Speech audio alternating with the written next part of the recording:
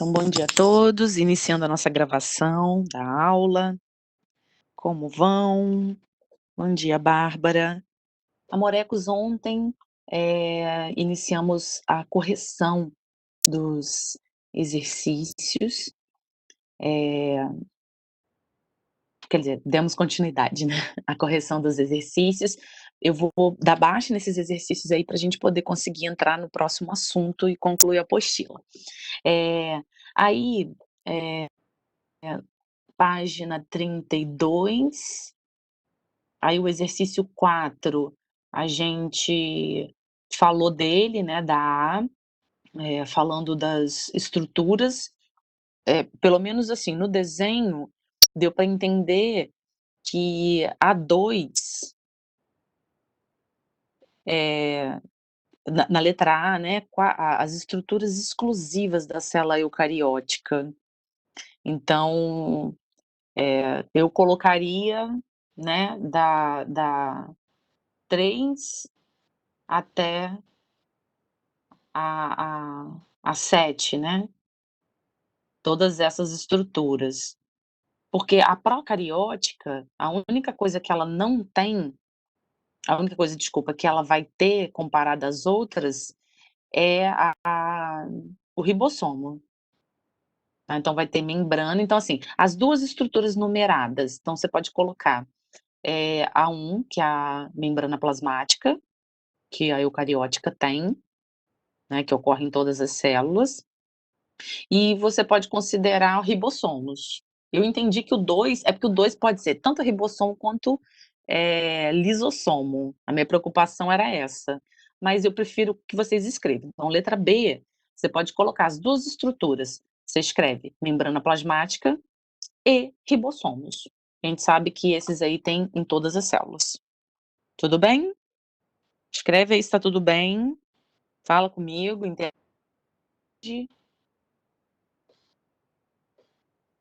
Se estão me ouvindo, se está entendendo. Então tá bom. A 5 tem uma tabela. Nessa tabela, ele colocou 3 tipos de células, linhagens, né, descendentes de células, e que tiveram o conteúdo da membrana plasmática analisado, tá. Então verificou lá a presença da membrana do retículo granuloso, aliás, analisou todas as membranas, porque são organelas membranosas, né. Então, a membrana do retículo granuloso, retículo endoplasmático granuloso, que é aquele que está cheio de ribossomos, é a membrana do complexo Golgiense e a membrana do retículo não granuloso. E, por último, a membrana do núcleo. E aí está pedindo com base nos resultados, aí para você colocar, letra A, por que as células da linhagem 1 realizam intensa síntese proteica? Por que eu consigo analisar isso olhando para a tabela? Se você olhar, qual organela que está relacionada à proteína? Seria qual? Ao retículo endoplasmático granuloso. Granuloso, você vê o quê? Ribossomo. Ribossomo é a organela responsável por fazer síntese de proteínas. Então, a letra A você pode colocar devido à, eh, à presença do retículo endoplasmático granuloso. Mais de 50% da célula, né, o retículo endoplasmático granuloso está presente nessa célula. Por quê? Porque é uma célula que produz muita proteína. Por isso, essa análise, ok? Então, por que as células da linhagem não realizam intensa síntese proteica? Devido à grande quantidade do retículo endoplasmático granuloso, que contém ribossomos. Ribossomos é a organela responsável por fazer a síntese proteica. Então, 4, 5, desculpa, letra A. qualquer coisa eu vou continuar, qualquer coisa sinaliza aí. Letra B, justifique o fato de a linhagem celular 2 está presente nos testículos. Então vamos lá, 2, a 2 ele está afirmando que está no testículo. Então o que que eu vou olhar? O que que está me chamando atenção? O número, né. Olha o número, 53. 53% dessa célula é composta por retículo endoplasmático não granuloso. Não granuloso eu chamo até ele de liso, lembra? Retículo endoplasmático liso. Aí o que que eu tenho que fazer? Vamos lá ver qual que é a função do retículo endoplasmático liso. Ele está relacionado com desintoxicação, ele está relacionado com produção de lipídio. Então, espera aí, lipídio, ele aonde que eu vou ter grande produção? No fígado e nas gônadas. O que que é gônadas? São aqueles órgãos que são responsáveis por produzir os gametas. O testículo produz gameta? Produz, não é? Bom dia, Arthur. 32, Arthur, dando continuidade na de ontem, tá? Então o retículo endoplasmático liso vai produzir lipídio e esse tipo de gônada, eh, eu vou encontrar muito retículo endoplasmático não granuloso, que é a mesma coisa do liso, não granuloso, no no testículo, ok? Então está presente nos testículos, então faz muito sentido. 53% dessa célula é composta de retículo endoplasmático não granuloso, que tem a sua função produzir lipídio. "Ah, professora, mas lipídio é a mesma coisa que célula reprodutiva?" Não, é porque produz os hormônios também, né. Ó, no testículo de vocês meninos produz hormônio, que hormônio que é? Esse hormônio é um lipídio, tá. Escreve aí pra mim, que hormônio que é?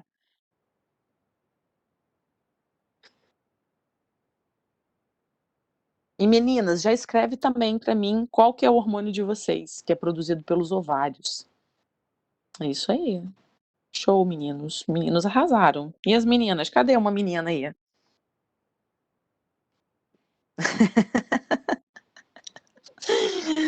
Você vê, a menina não me respondeu direitinho, Arthurito. Samuel também. Tem outro.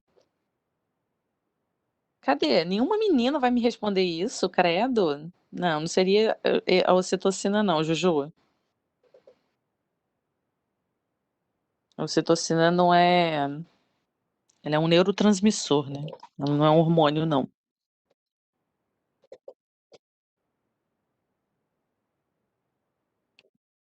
Tem mais um, gente. Isso aí, Júlia, arrasou. Muito bem, ótimo, Ruchelli. Beleza. A letra C tá falando assim: "Por que que as 3 linhagens pertencem às células eucarióticas?". Me responde aí. Aonde que você iria olhar? O seu olhar seria para qual lugar da tabela?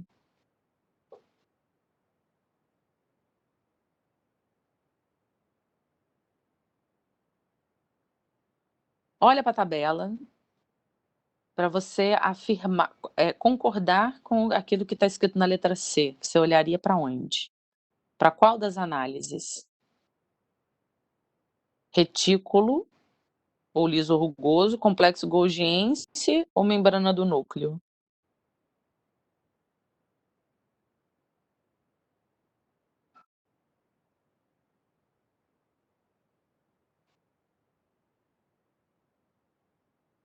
Hein, gente?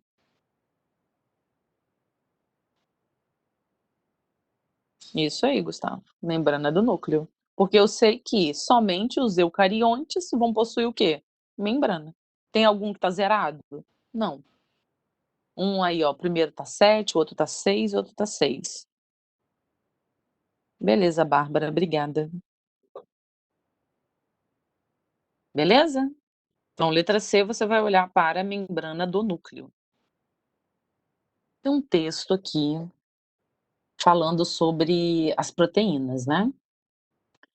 Eh, Aí as perguntas estão assim: segundo o texto, qual a importância de se conhecer as estruturas e as funções das proteínas? Que vocês acham? Não precisa ser resposta pronta não, tá gente, casadinho. Eu queria que vocês, analisassem e me falassem, né, com base no texto, qual a importância de você conhecer a função das proteínas.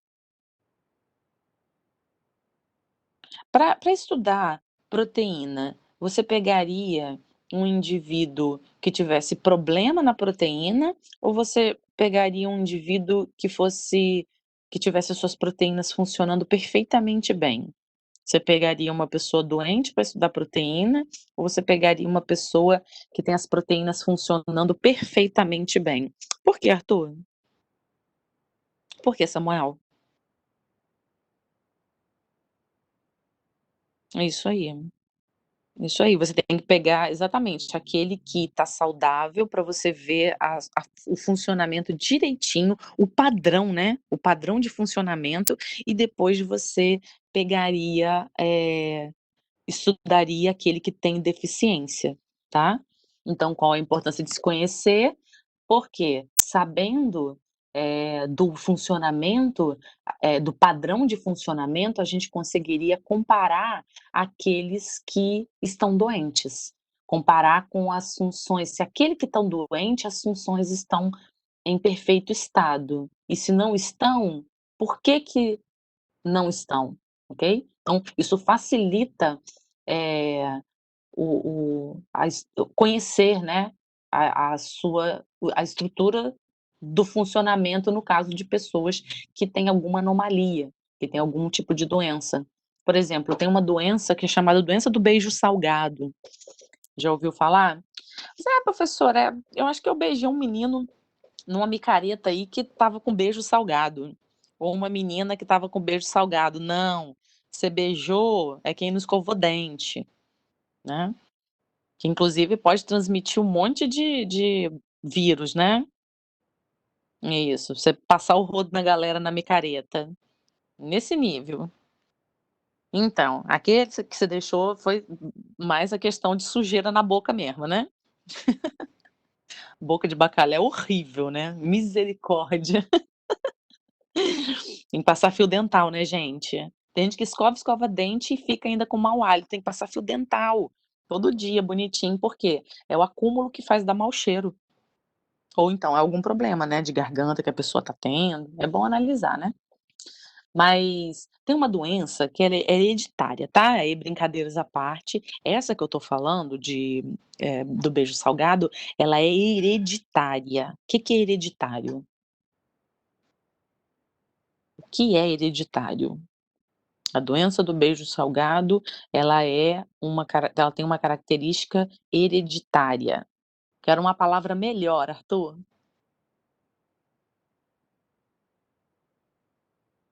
Isso, Gustavo. Isso, é que as características são passadas de geração em geração, né, como o Arthur escreveu, elas são hereditárias, né, são passadas de pais para filhos, conforme o Gustavo escreveu. Isso aí. Então, eu nasço com ela, né. E aí essa doença do beijo salgado, ela tem um problema na numa proteína de transporte. A gente estudou que as substâncias elas entram e saem da célula, né, de diversas maneiras. Tem umas, por exemplo, que eu tenho a proteína participando do transporte. E aí, se essa proteína tem um defeito, ela não consegue ser eficiente naquele processo. Então tem o cloro, ele, a célula ela não consegue eliminar o cloro, então acumula, devido um erro nessa proteína. E aí, acumula-se fluidos em alguns órgãos, então no pâncreas, no pulmão, e aí essa quantidade de fluidos, né, de muco, ela é excessiva, e aí quem gosta disso é bactéria, e então essa pessoa ela tem diversos problemas de infecção e podendo talvez não chegar à vida adulta. É uma doença, né, hereditária, que ela tem como raiz um problema na proteína, mas é hereditário. Mas tem medicamentos, né, que auxiliam a qualidade de vida dessa pessoa.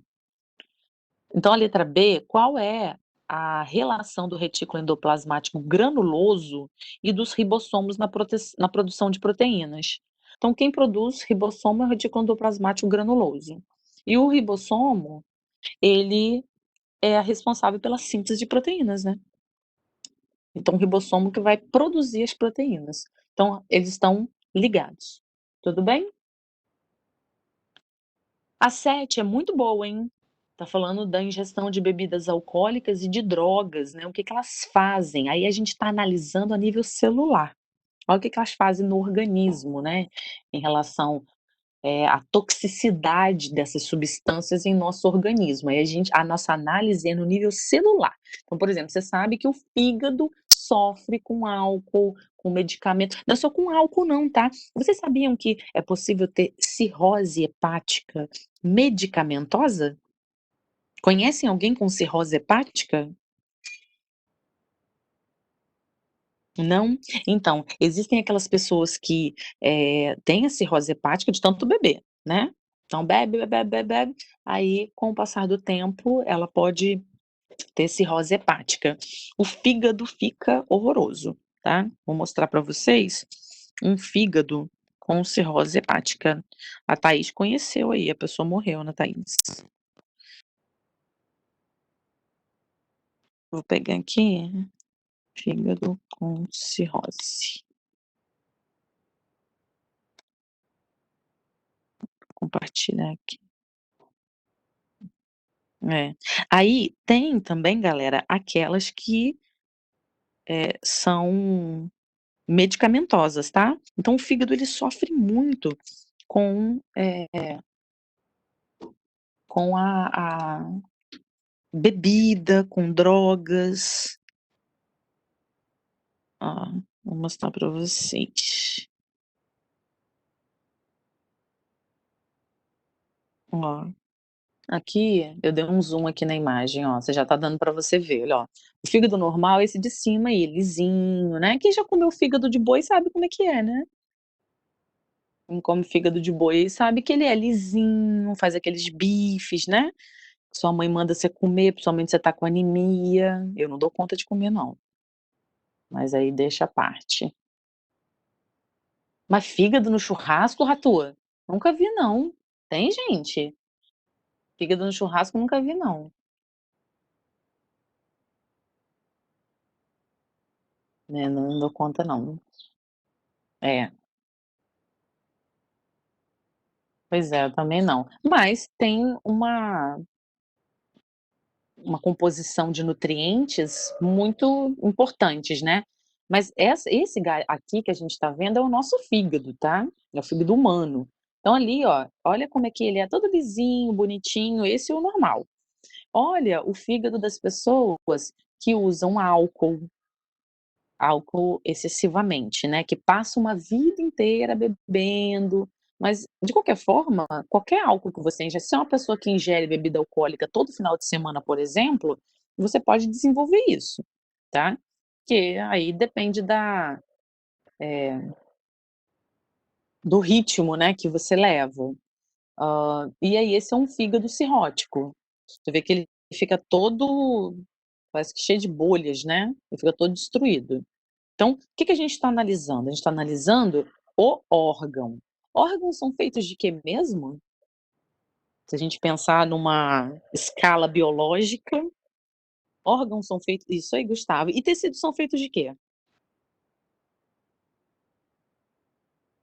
Células, ok. Então vamos lá para dentro da célula? A gente está analisando o órgão, ok? A glândula, a maior glândula do corpo é o fígado, que tem inúmeras funções, são de extrema importância para a nossa sobrevivência. Aí a gente vai analisar agora uma célula lá do fígado, para vocês terem uma ideia que a nível celular como que o fígado sofre, ok?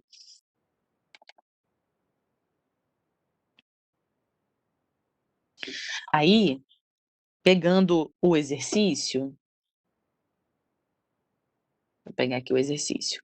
Aí voltando lá, ó, a ingestão de bebidas alcoólicas e outras drogas no organismo, essas substâncias quando são ingeridas em excesso ou com frequência, então depende também da frequência, não é porque você tomou uma vez que você vai ter isso. Não é só, bebida alcoólica, também pode ser medicamento, tá. Induzem a proliferação do retículo endoplasmático não granuloso, quer dizer, o liso, né, nas células do fígado, que atuam no metabolismo dessas substâncias, para que elas sejam eliminadas. Então, perceba que o retículo endoplasmático liso, ele está ligado a quê? Está ligado à detoxicação, né, então ele elimina os tóxicos do fígado. Esse aumento do retículo endoplasmático não granuloso faz com que o organismo fique mais tolerante a esses compostos, então fique atento. Quanto mais você expõe o seu fígado, por exemplo, a bebida alcoólica, a medicamentos, ok? O que que vai acontecer? Ele vai ficar mais resistente. Perceba que há pessoas que tomam, sei lá, um engradado de cerveja e fica de boa. E há pessoas que tomam uma garrafa e passam mal. Então alguns são mais tolerantes, outros são menos tolerantes. Estão ligados? Que aí eu vou dar continuidade aqui ao raciocínio. Aí, preste atenção, assim, doses cada vez mais altas de álcool ou outras drogas são necessárias para desencadear seus efeitos. Então, para dar a famosa onda, o indivíduo vai ter que tomar cada vez mais, porque ele vai ficando resistente, ok? No entanto, isso pode ocasionar problemas como tolerância maior a drogas medicamentosas, como antibióticos e sedativos. Então preste atenção nisso. Aí letra A, com base na função do retículo endoplasmático não granuloso nas células do fígado, justifique o fato de a ingestão de álcool e drogas desencadear o aumento da quantidade dessa organela. Tá bom de explicar um pouquinho, né. Isso, parte dele é regenerado sim, tá, ô Vitor? Parte do fígado. Inclusive tem como a gente até doar, né. Quem assistiu Grey's Anatomy, teve um episódio que mostrou sobre isso, né, a Meredith doou o fígado para o pai dela, né, que era um alcoólatra, que precisava, né, de receber o fígado. E aí, letra A, gente, como é que vocês responderiam para mim?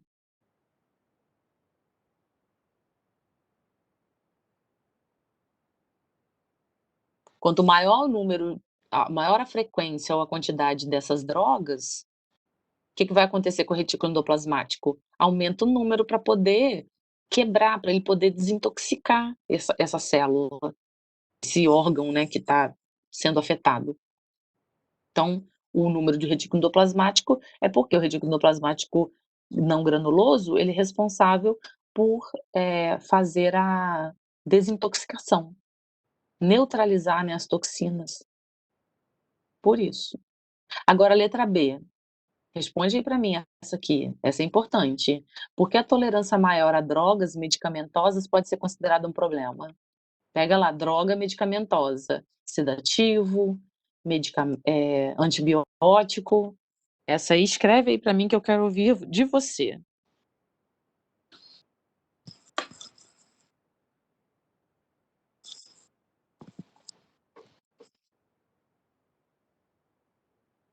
Não é para arrumar treta com um colega para responder na frente dele não, tá gente? Pode ficar tranquilo, assim, que dá para todo mundo responder.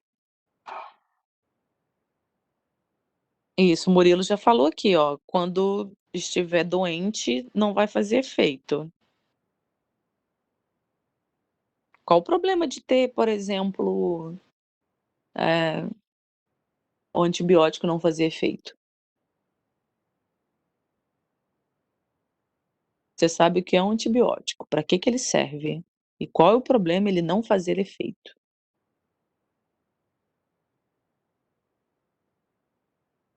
Eu não entendi o que você escreveu, Samuel. Isso aí, Arthur. Se a gente toma antibiótico é para quê? O Arthur escreveu, para combater bactéria. E se não tem, não o antibiótico não está fazendo efeito, isso significa que você tem grandes chances de, morrer de uma infecção bacteriana, do antibiótico não fazer efeito. E aí o médico ele vai receitar um que tenha uma potência maior. E aí é aonde é o problema. Que as bactérias, inclusive, ficam resistentes a determinados tipos de antibióticos, né. Aí é um efeito em cadeia, que se a gente fosse discutir, a gente precisaria de um tempo maior, né, que a gente falaria de resistência bacteriana, que no mundo tem pessoas que estão internadas em hospitais que não podem sair desses hospitais porque elas têm superbactérias. Aí é, assim, assuntos para o próximo capítulo, né, que é coisa pra caramba pra gente poder falar. Então, olha aí a questão do consumo de drogas, em geral, e do álcool, né. Isso aí tem essa outra parada também, né, Gabriel, se não faz efeito, a pessoa por conta própria, ela vai tomando mais o medicamento. Então, assim, há pessoas que são viciadas em medicamentos também, né, gente. Vocês conhecem alguém? Eu conheço. Que tomam, assim, 3, 4 comprimidos de uma vez por uma determinada dor, um determinado problema. Pois é. Aí, assim, tem nossa senhora, 10 Dorflex é muita coisa. Misericórdia. É. Não, eu acredito que tenha mesmo. Porque eu conheço quem toma 3 de uma vez só, assim. Pois é, gente, é perigosíssimo isso. Você expõe muito o seu corpo, né. Às vezes, gente, até o problema é comportamental, né. Se a gente pensar em uma doença, às vezes o problema do indivíduo é comportamental. Por exemplo, quando me dá dor de cabeça, eu paro e penso assim: "Fernanda, vamos lá, por que que você está com dor de cabeça?". Eu tenho amigos que vão lá: "Ah, tá com dor de cabeça, toma um remédio, pronto". Eu prefiro analisar. E aí eu falo assim: "Vamos lá, eu tomei água hoje? Tomei a quantidade de água que eu deveria tomar? Ah, não", aí eu vou lá e tomo. Eu me alimentei? Passou da hora. Então eu costumo assim, quando passa da hora, eu vou lá e me alimento. Quer dizer, passa da hora, que eu não me alimento, eu tenho dor de cabeça, então eu tenho que me alimentar na hora certa. Eh, Aí você pode analisar outras coisas, né. Você se emocionou? Você ficou estressado hoje por algum motivo? Aí pode ser que seja dor de cabeça, ok. Às vezes, gente, um banho, uma música relaxante vai melhorar você muito mais do que você ingerir um medicamento. A Júlia falou que o tio é o contrário, quando ele sente dor, ele não toma remédio. Aí ele fez uma cirurgia no estômago e tomou só Buscopan. É, aí pra ele, você vê que como ele não toma medicamento recorrente, né, a frequência dele é baixa em tomar medicamentos, ele é mais, é é é menos tolerante, né, ao medicamento. Então, uma anestesia pra ele já faz efeito rapidinho e ele dorme. É, isso aí. É bom analisar, né, gente. Analisar seu corpo, conhecer você. Você tem que olhar pra você e entender alguns padrões seus. Então, assim, quando eu choro, eu tenho dor de cabeça. Mas aí por isso eu vou tomar um medicamento? Não. Então eu entendo: "Ah, Fernanda, você tá com dor de cabeça porque você tá chorando, né, ou você chorou, você ficou aborrecida". Então, me acolho e me entendo, tomo uma água, que a água é bom pra tudo, né, gente. Toma uma água, vai fazer uma caminhada, né. Tem gente que tem intestino preso, escorrega o moreno aí, vai no banheiro o quê? 2 vezes por semana só ou 1 vez, e quando vai, dói, né, dói na hora de fazer o cocô, né. É por quê, Arthur? Fala pra gente aí, pra ver se você esqueceu. Só pra verificar se você não esqueceu as aulas aí que você deu. Arthur metido pra caramba, deu aula em 2 turmas, ó. Isso aí, Arthur. Lembrou do trabalho, Vitor? Arthurito tá isso aí, olha o que que Arthur escreveu, ó: "Alimentação é tudo, hidratação", né. Gente, a gente tem que nutrir as nossas células com coisas boas, né, com alimentos bons, saudáveis. Isso aí. Com água, tem que hidratar. Então, é você fazer aquele movimento de olhar pra si, de verificar se você não está repetindo padrões, né. Toda vez que eu estou chateado, toda vez que eu estou de intestino preso, toda vez que me dá infecção urinária, eu estou repetindo, sabe se eu estou repetindo um padrão? Eu vivia com infecção urinária, quando eu ia ver, eu bebia meio litro de água por dia. E no inverno eu tenho que vigiar, a as garrafas ficam aqui do meu lado, olhando pra mim é um trem doido. Arthurzinho fez fama aí, ó. Bo Vamos mandar ele lá na terceira série pra ele explicar pra galera. É, faz mal beber muita água de vez também, né, Arthur, isso aí, não é pra beber de uma vez só não, é pra beber aos pouquinhos. E aí, vamos pra 8 aqui. A 8, ela tá pedindo aqui pra você falar da função dos macrófagos no organismo. Não, tá falando assim, a função dos macrófagos no organismo humano é a de defesa, são aquelas células lá do nosso sistema imunológico, tá bom? São as células que vão, fazer fagocitose, ó, pois ou seja, elas reconhecem e fagocitam partículas e corpos estranhos, micro-organismos estranhos, né. Aí tem uma imagem, uma micrografia que é uma foto, vista do microscópio, tá, aí a gente chama de micrografia. Qual é a organela mais abundante no citoplasma do macrófago? Se eles fagocitam, qual que é a organela que tem a capacidade de fagocitar? Escreve o nome dela bonitinho aí para mim, para ver se você está sabendo. Arrasou, Gustavo. Gustavo é rápido nos dedos, né, na digitação. Lisossomos, muito bem. Considerando a função dos macrófagos no corpo humano, a que se pode atribuir a grande quantidade dessas organelas? São os lisossomos, pois os lisossomos, eles são responsáveis por fazer o quê? A endocitose e a exocitose, né, que é a fagocitose, fez a endocitose, fagocitou e eles eliminam por meio da exocitose. Tudo bem? Isso é fácil, né?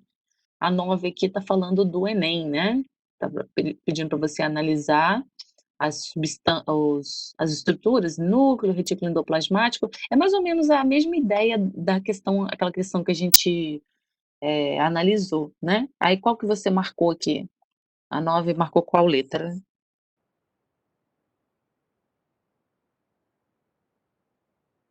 Letra A, isso aí, Gabriel, arrasou.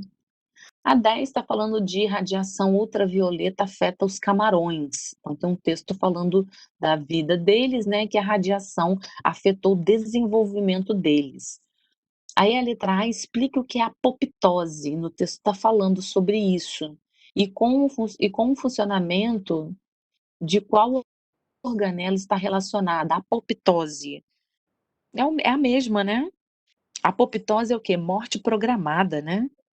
Mas é morte programada de algumas estruturas, não é do indivíduo inteiro não. Pode acontecer de uma célula só sofrer apoptose? Sim, uma célula sofre, e um conjunto de células também, tá. Por exemplo, a cauda do, sapinho. O girino, quando ele vai virar sapinho, ele sofre uma regressão da sua cauda. Então ele tem cauda, quando ele cresce ele não tem mais. Pra onde foi parar aquela cauda? Apoptose.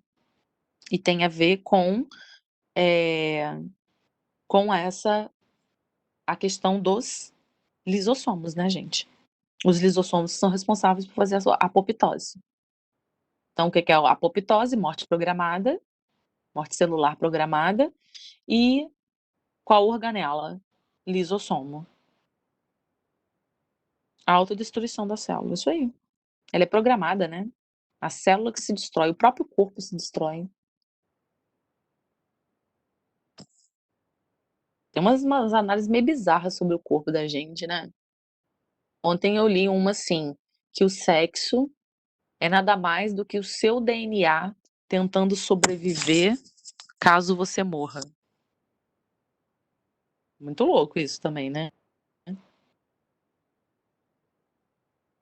É, porque se a gente pensar no sexo para nós mamíferos, aliás, para todos os seres, né, é é para reprodução, né, não meramente por outras questões, mas é para reprodução.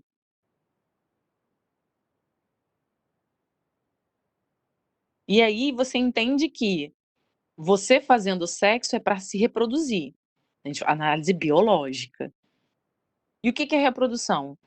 Nada mais do que parte do seu DNA garantindo que ele vai seguir adiante se você morrer. Tem gente que o DNA não vai pra frente, né, gente. O meu provavelmente não vai não, porque eu não me reproduzi ainda. Não tenho filhos. E quem não teve filho, o DNA não seguiu. Eu não vi isso não. É porque eu acho que foi um meme, Gustavo, que tá rolando aí. Só mostra coisa doida. Eu gosto dessas coisas doidas também, gente. Eu analiso. Mas quando vem uns negócios doidos assim, eu analiso tudo. Não faz sentido. Tem a ver. Na verdade, eu vi um meme numa rede social, uma página, né, de uma rede social que eu sigo de biotecnologia. Mas é massa, né, analisar por esse ponto. É igual o lance das árvores, né, da vegetação, que as árvores, elas cultivam a gente para que um dia ela possa se alimentar da gente. É meio bizarro também. Que aí entende que ela tá te dando comida, tá te nutrindo, para quê? Porque quando você morrer, ela vai usar seus nutrientes para ela. Muito louco. Vão na letra B? Tá certo, né, Gustavo? A letra B está pedindo para você estabelecer a relação entre os problemas identificados pelos pesquisadores do desenvolvimento dos apêndices corporais dos camarões. O que é apêndices corporais? São as perninhas deles, né? Eles são crustáceos, então tem 5 pares de patas, né? 10 patas. Com esse problema aí do desenvolvimento das patas deles e as alterações no processo de apoptose. Então, uma relação entre os problemas identificados pelos pesquisadores. Por quê? Ó, os embriões, no segundo parágrafo, ap apresentam problemas no desenvolvimento dos apêndices corporais, estruturas responsáveis pela locomoção. Os pesquisadores também verificaram alteração nas células dos embriões. Por quê? Porque a radiação, ela afetou a taxa de apoptose, né. Então, a radiação é um elemento externo que atingiu ali o desenvolvimento da dos embriões dos camarões,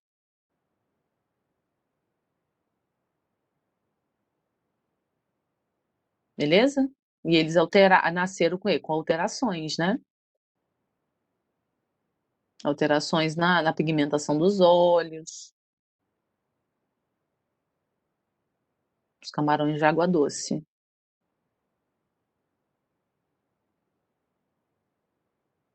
O siso, o Vitor, ainda não. É porque o siso, a gente dependia de muita dentição para poder comer os alimentos, mastigar os alimentos, né. Agora o apêndice, sim, o apêndice vermiforme, né, que é aquele lá do nosso intestino. Ele era maior porque, como a gente não tinha a dentição correta, a gente comia os alimentos, crus, né, os alimentos em maior tamanho. Aí, e a gente não tinha um alimento cozido, a gente comia muita coisa crua. E aí as bactérias presentes no apêndice, elas terminavam o processo de quebra desses alimentos nossos. E aí, com o passar do tempo, não precisou mais desse apêndice desenvolvido, né.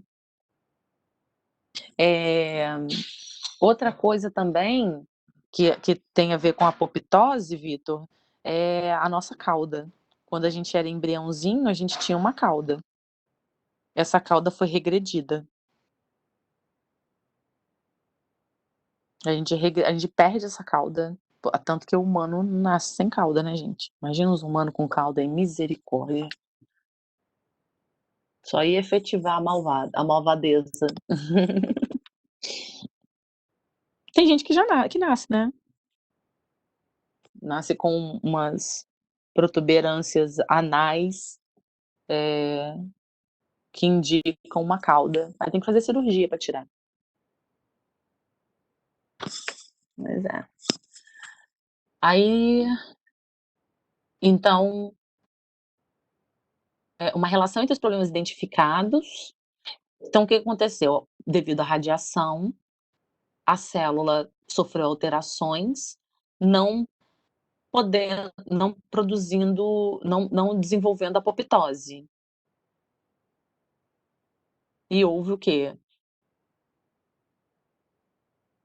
Um aumento, né, de morte celular,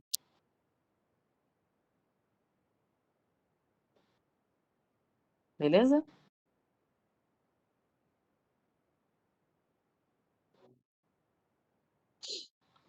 Aí, le tá, aí depois é a 11.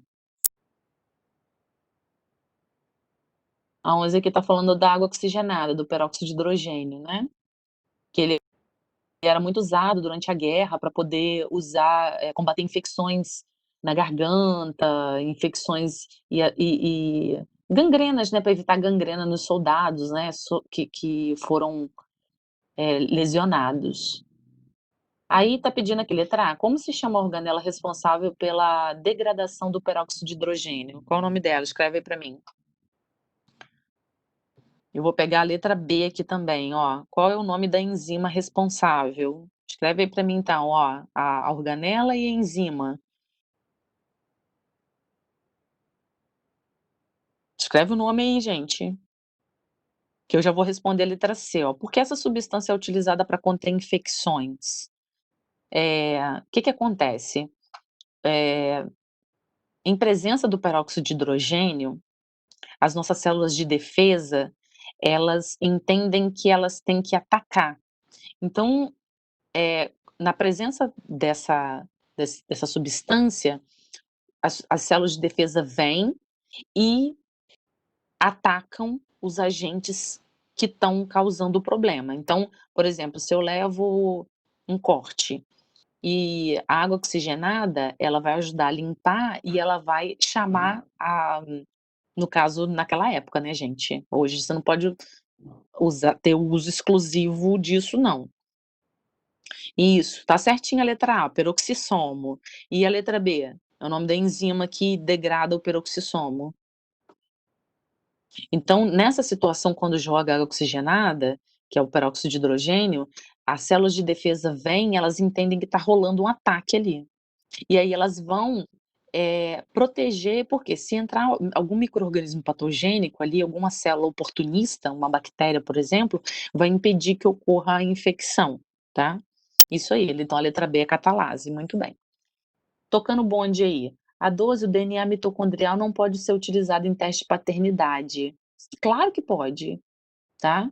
Ele pode ser usado, mas porque quando você fala teste de paternidade, não necessariamente o do pai, né. Para o pai não tem como, porque a mitocôndria é a da mãe, tá. Então, essa resposta essa pergunta como ela ficou muito ampla, então assim, pode porque você entende que paternidade é pai e mãe, tá bom? Sabe que se você fizer um teste de DNA, vai ter que coletar a amostra do teu pai e da tua mãe. Então, para saber se você é um filho da mãe mesmo ou se é filho do pai mesmo, tá bom? Então a ideia é que, eh, para maternidade, para descobrir se você realmente é filho da tua mãe, o DNA mitocondrial procede. Agora para o pai não, ok? Por quê? Porque a mitocôndria, quem doou pra gente foi a nossa mãe, tudo bem? A 13, o que que você marcou?